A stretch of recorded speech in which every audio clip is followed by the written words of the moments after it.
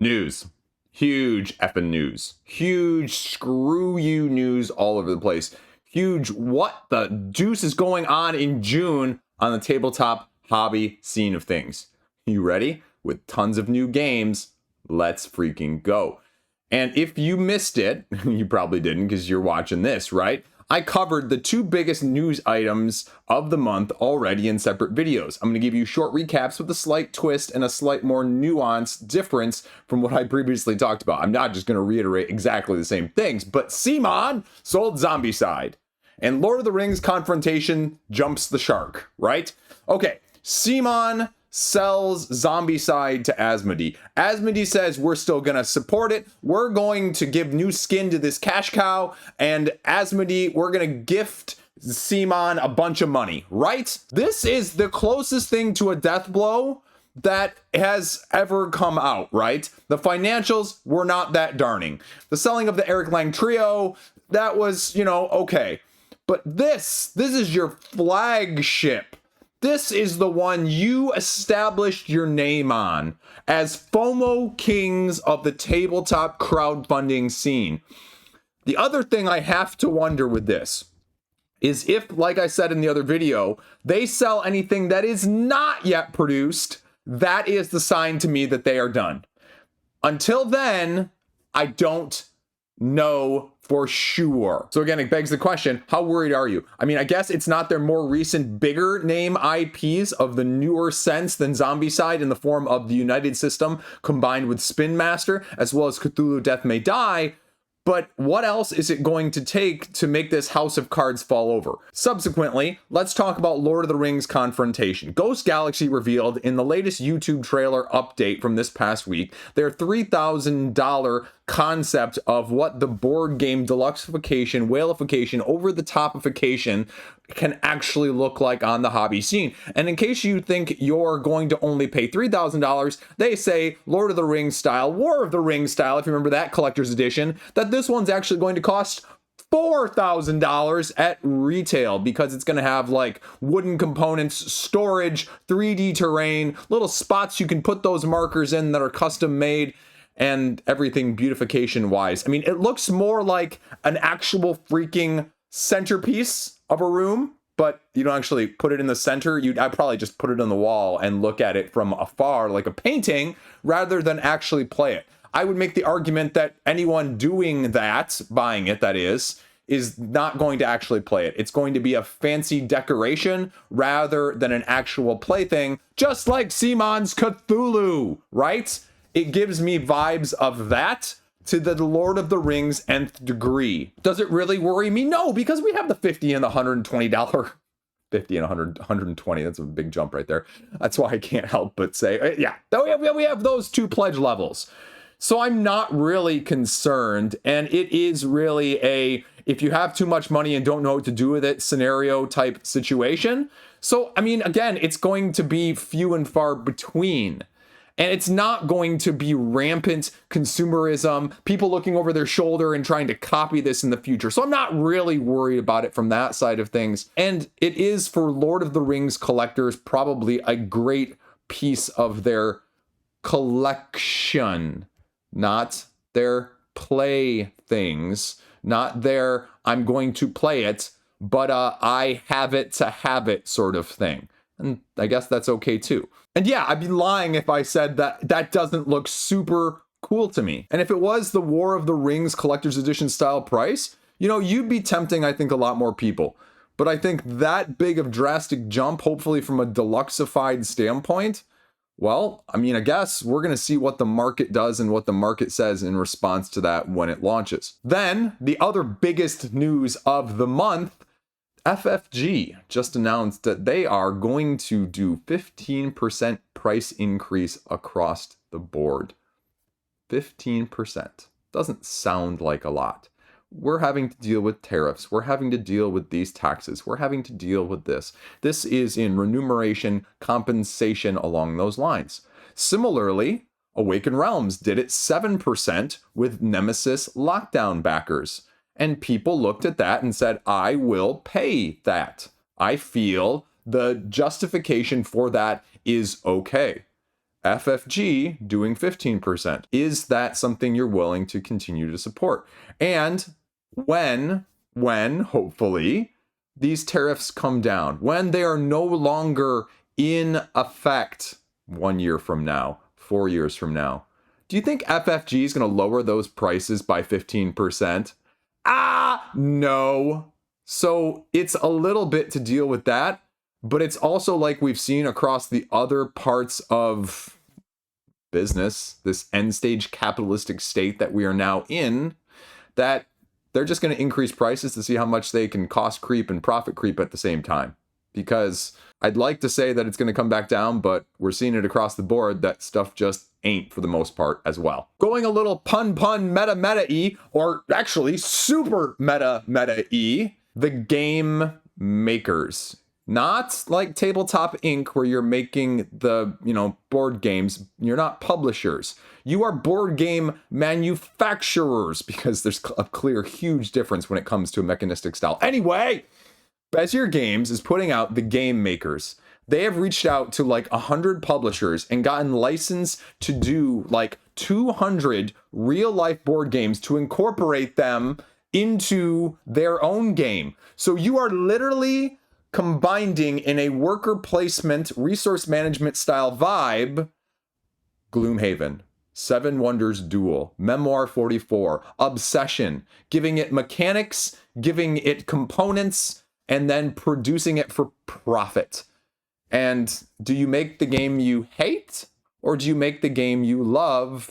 And it actually says they're going to have a real-time app which goes on a tiebreaker situation to determine that if there is a tie at the end of the game, whoever made the highest ranked Board Game Geek at that time, because, Board Game Geek rankings change all the time, is going to win. The preview page up on Kickstarter is available, as well as the game page on Board Game Geek. It is a love letter to the board game hobby, they say, and they are going full tongue-in-cheek with it. So there is a little bit of content and information out there. Heavy cardboard, as well as an interview from Bezier, is up. And if this looks super meta, tongue-in-cheek interesting to you, because I'll be honest with you, sarcasm aside, it actually does look somewhat intriguing from a mechanistic standpoint. If it's not absolutely too heavy in the first place, give it a look. Restoration Games is coming back to crowdfunding like we knew they would. They're 2 a year or so that they do in combination with the retail, usually on the Unmatched side. And this is staying true because they are coming back with their consolidation storage transportation system for Unmatched. New limited edition battle box design, white boost cubes, hero stands, neoprene battlefield mats, and new playmats. And more deluxifications to make your Unmatched even more unwieldy, like all of your remade Euros from Awakened Realms. Ba-doom. Just kidding. It's better storage. It makes the portability and the accessibility not any better, though. So your mileage may vary, but I know you Unmatched diehards are willing to buy it and then sell your whole collection because you haven't played 3/4 of it. Just kidding. I said that this was going to happen. Bitewing said that this was going to happen. You're seeing people who don't normally come to crowdfunding come to crowdfunding with some of this stuff as well. Because again, if you can get the exact number of copies that you know you're going to need, that you're going to sell, why not get the free loan, right? Check Games is giving us a new version of Codenames. Codenames, they're just making the art spiffier. They're making the art more stand out to get more people's attracted attention. It almost looks like AI art, the color scheme splashing of things. It's not. But I'm just saying it looks very vibrant, and it shows it off in a different way to attract the casual eye. Do we need a 10-year relaunch? No. Do we get 10-year relaunches on almost everything nowadays that has any big name or any big selling point? Yes. Can we make you buy a new game of an old game? Yes. I'm looking at you also coming out from Asmodee on that side of things with Days of Wonder, because Ticket to Ride is getting a refresh as well. Yes. No, not a new Ticket to Ride, but literally Ticket to Ride. Like Ticket to Ride. Ticket to Ride US. Just the plain vanilla version is getting a new refreshed version of things as well. So just what we freaking need to see, right? Direwolf is coming back to crowdfunding, not with a new Clank legacy version like they've done in the past, but with one of their previous retail things of Clank Catacombs. And it's coming back with an expansion, the Underworlds expansion, the second expansion to go into the Underworld of Myth. More treasures, more dangerous foes. July freaking 8. More dungeon crawling, deck building, thieves going deeper, and new tiles offering mysterious realm exploration. That's all we know. Are you going to beat this one? Clank, I don't know, right? Great game. Don't ever get back to it. Then the other big name coming back to us. Tell me if you've heard this one before. Cascadia! Flat Out Games and Randy Flynn decided to go back to the moneymaker, the breadwinner, the above all else for them in Cascadia. Not rolling right. Cascadia Zombies. No, sorry, Cascadia Alpine Lakes. You're layering in a Harmonies way, now with habitats and wildlife instead. You want a different version of the same spatial game? Well, good thing you're getting a new spatial puzzle, because you still have your 5 wildlife species arranged across 3 different alpine habitats for how well surrounded and elevated your lakes and wildlife are. Scoring conditions, asymmetric spatial challenge with habitat pairing and expanding your environment, but each of them this time is a double hexagon, and they can be stacked.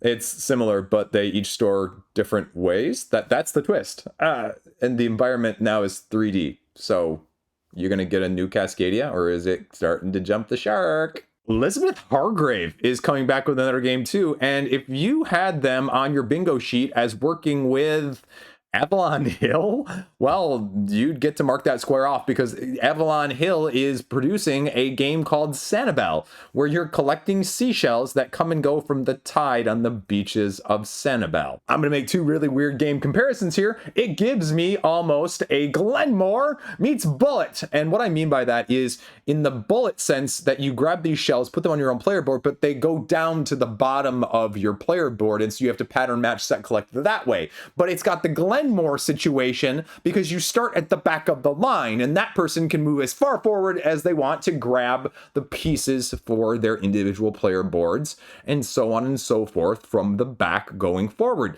Turn around at the halfway point and head back to where you start. Mix, match, arrange, point salad buffet to see who ends up the winner. But staying with people we know and companies that are coming back, the next one from Druid City, maybe, but it's at least in Board Game Geek, off with their heads!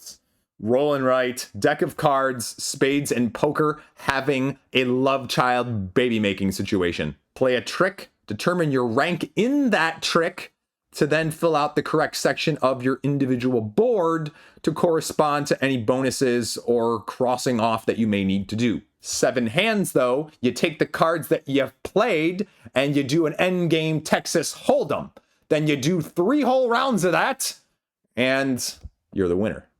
It sounds interesting. I'm intrigued. Added to the wish list. Then my friends over at Badgers from Mars. Yeah, Regicide folks. They're going a completely different direction. Moana Nui? Yeah, right. Tropical freaking paradise. From Regicide and Genocide to, well, the secret islands of the Great Ocean that are calling you. Newly discovered island group. Create the islands as you explore them. Resources, buildings. Defend your community. Develop a peaceful presence, or are you going to expand into the neighboring shores, though? Because this is actually an area majority conflict-based game. Well, let's see what you got. I like Regicide and the upcoming Regicide Legacy, so show me what you got. Another name you know, All or Nothing, right? Gloom of Kilforth, those lines of things. Night of the Wolf, 1 to 2 player. First in the series of a new thing that they're rolling out for us called the Night of series. Solo storytelling card games of survival, sacrifice, and shattered honor. Per this description, betrayed, hunted, alone, navigating treacherous lands, haunted ruins, brutal enemies, strangers, evocative path full of encounters, flipping cards, facing story-driven decisions that'll earn you either the boons or the curses, tucking cards, though, under your hero to evolve the journey, with everything leaving a mark along the way. branching outcomes, emerging narrative arcs, and brutal bosses at the finish line. Can you finish it? So it flat out says in the Board Game Geek description, expect to lose 2 out of every 3 games until you're at least somewhat familiar with it, and then you'll lose 2.5 out of every 3 games. Speaking of games you may be familiar with, or getting re-implementations, or games that you aren't familiar with, if you are familiar with the abstract game Spirits of the Wild, Mattel is actually bringing back this out-of-print abstract game in Spirits of the Wild Awakening, as you collect colorful stones as animal spirits to avoid the coyote's mischief. Collect your tiles, take stones from the bowl, get spirit power cards, move the coyote to block your opponent, double your score, but close out the boards as you go along. 5 stones are out of the bag, score, and win. I'm always intrigued by more abstract games, and this is one that's sort of on a lot of people's, you didn't know about this one, but it's actually a freaking fantastic abstract game if you like this sort of thing, lists. So I'll look at the re-implementation. What's going to be different about it, though? Is it just going to be a re-implementation fully of an out-of-print game or not? We'll see. My friends over at Bitewing, yes, Bitewing are bringing us back 2 more games in their mythology series, Azure and Moytura. Oh, 2-player abstract games. Speaking of someone who has a raging on for this type of game, that'd be me. From the designers of Undaunted, War Chest, and Mandala. I own War Chest and Mandala, and I love them both.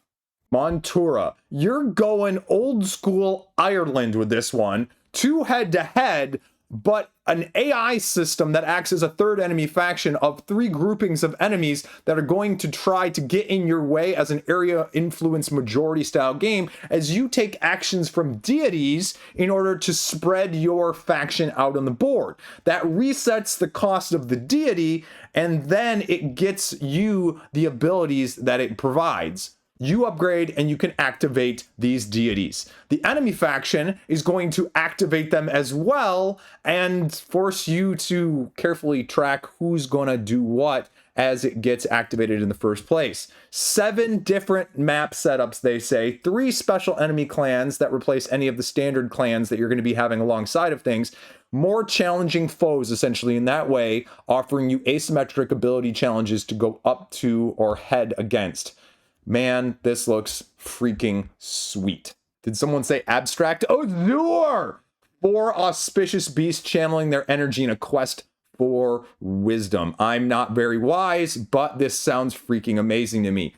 Positioning stones to gather cards and points, right? Generic description. Okay, but you're placing these stones down, gathering the boons that they cover, and gaining the favor of the beasts.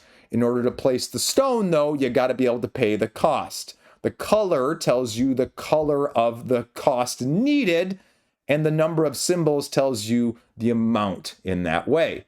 Careful management of the cards in your hand, allowing you to grow in power. You can reduce the cost, though, by the stones that are aligned horizontally and vertically, which are bonded together, unless it's blocked.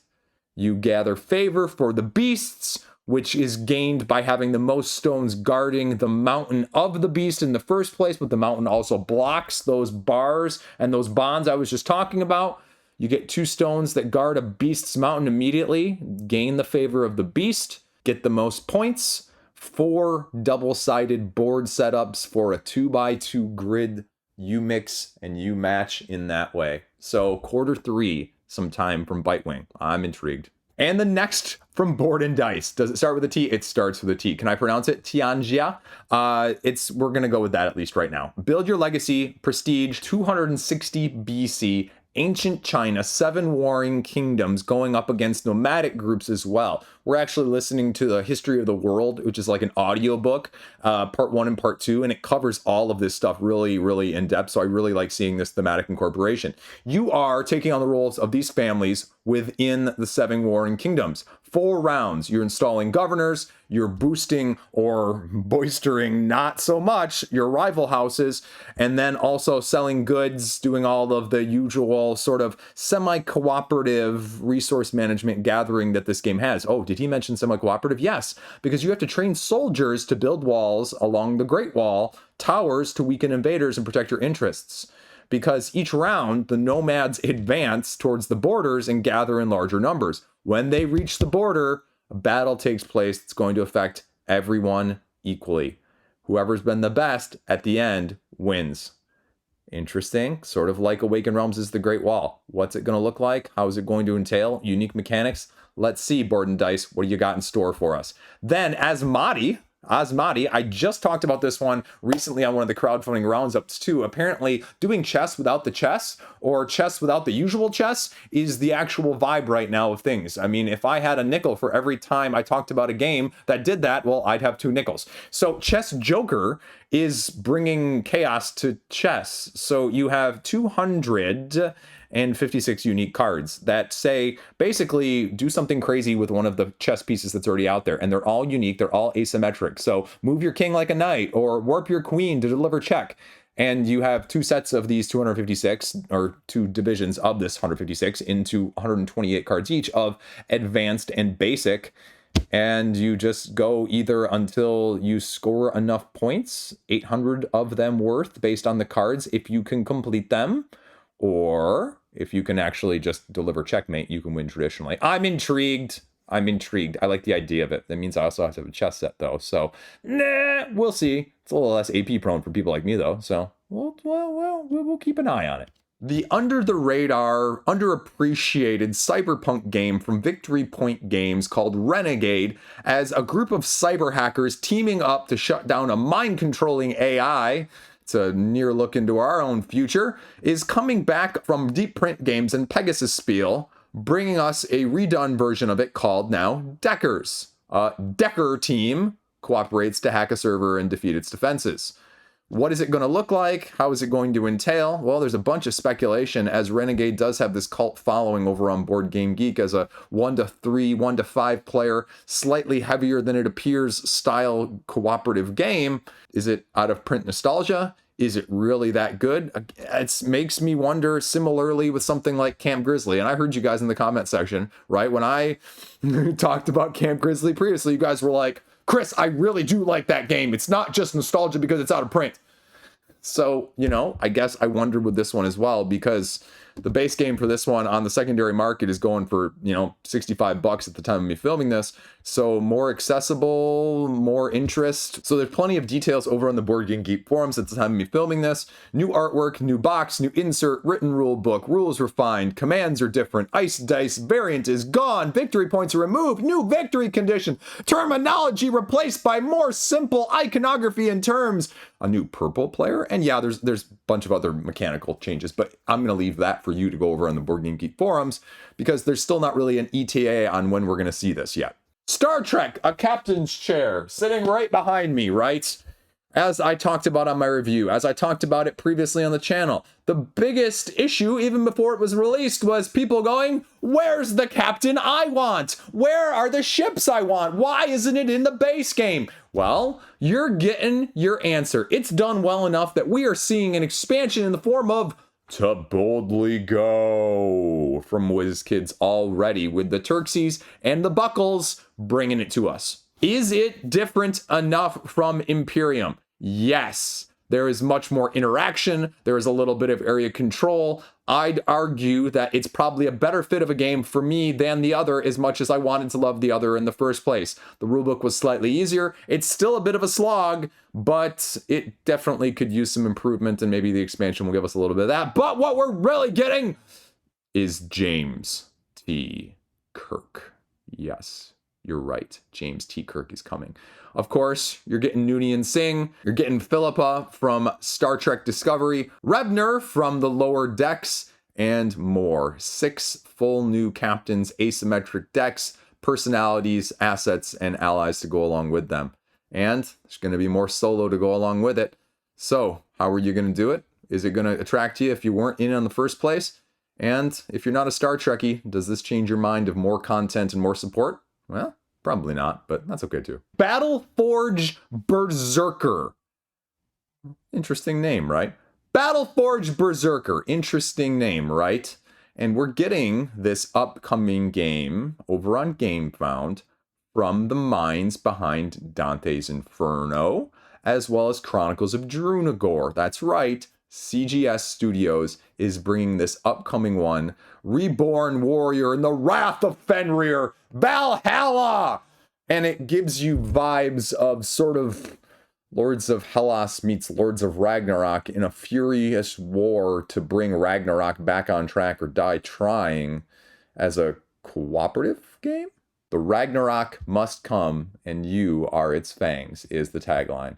CGS, another miniature heavy, big box, interesting looking game. The gameplay details are telling us that it involves rondel mechanics across challenging scenarios, hunting down gods and their hordes to restore the course of the previously mentioned Ragnarok. Get your fury points, gain boons, and manifest your Berserker form. Gives sort of a Primal the Awakening meets Shadows of Colossus vibe, with the description of battling bosses demanding meticulous tactical dismantling of their mechanisms, quote unquote. Quick setup, easy learning. Action rondel, where positioning and momentum are key. Cinematic gameplay, not sure how I feel about that one. Massive boss fights. Okay, you got me back in with this one. And this is the main thing that I just mentioned, right? A 6-space Mancala-inspired rondel that they say is going to set it apart from the traditional tactic skirmish systems. Each person has their own rondel guiding their actions. You're accumulating cubes, going around, moving clockwise, becoming stronger, using that to create the momentum of these actions as you're going along. The longer you wait, the harder you hit. Delay it to push your luck to counterattack if you can successfully manage the flow of combat in this way. And now I'm imagining something almost like a Windmill Valley, where you're able to upgrade the interior components of those wheels or this rondel in order to maximize or enhance these abilities in the form of the boons that they say, which can do something similar. The issue I worry about, though, when I have this big gigantic miniature as the boss saying that these are the Ironborn gods and you're going to have to use varied thematic incorporations of these mechanics to meticulously take them down, anticipation, execution, and they literally apparently have to be broken apart because they possess unique features. When they're damaged, they activate skills. I can't even read this with a straight face, but this is a straight quote from the page. Culminate in dramatic and profoundly fulfilling climaxes. Phrasing! For each scenario, just like me and my wife. Anyway, you have minions you're fighting against, combined assaults, and unending trials. No early birds, no follow gifts, just real rewards, they say for people. Real rewards. Fake rewards! Anyway, interesting. Shooting up the top of my wish list, though, because it's hitting me some keywords in all the right tender places. Not those tender places I was talking about earlier, though. Sequel to the very well-received Rebel Princess, we are getting Zombie Princess. Eliminating hordes of zombies? No, we're not playing hearts anymore. We're playing Spades. Spades with different points. Spades with a modern trick-taking twist over 4-round special rules, and princesses bidding on how many hordes of zombies they will eliminate or, well, essentially kill off per round. Resident Evil in the form of princesses. Okay. I was never really the biggest fan of Spades. It was always euchre, hearts, crazy eights, and then spades. I'm intrigued. Rebel Princess is better than I was anticipating, and playing through it was fun, especially at the higher player counts. But you know what? I'll wait and see on this one. One of my favorites from 2024, I got to cover the preview campaign, and I have a copy that I'm in love with as well. Endeavor Deep Sea is coming back very shortly this month, June, in the form of the Uncharted Waters expansion. More challenging missions at sea. 4 new scenarios, more challenges, mini expansions, and more unique new specialists to aid you in your quests. The Fog, Tectonic Split, 4 scenarios gives you new components not found additionally in the base game. Do you need it? No. Is it on my wish list? Forkin' yes. Other one I've had my eye on, I alluded to it in the last news video. Wolf Designs, Guards of Atlantis 2, if you're not remembering. Gods and Mortals, ancient Greek god. So you step into their sandals, raising deities, raising armies, sparking conflicts and special powers, trying to outmaneuver everyone else. You're trying to seize the throne of Atlantis. And if you can give me some more of that beautiful, beautiful asymmetry in the Guards of Atlantis 2 situation and import it into this theme, okay, I'm in. Art Society is coming back from Mighty Boards, and we're now going to see a Kickstarter later this summer in the lines of, well, I mean, you probably guessed it. If it's coming to Kickstarter and it's a game that was only out a couple years ago or even, less than that, it's getting Deluxified, right? Redesigning the storage solution, which should never be an issue in the first place, limited edition box, and so much more, quote unquote. It's a well thought of auctioning art tile laying game. I enjoyed it. It wasn't my cup of tea as a end all be all above everything else in that genre, but it does good things. So let's see what the price point is and let's see when it comes.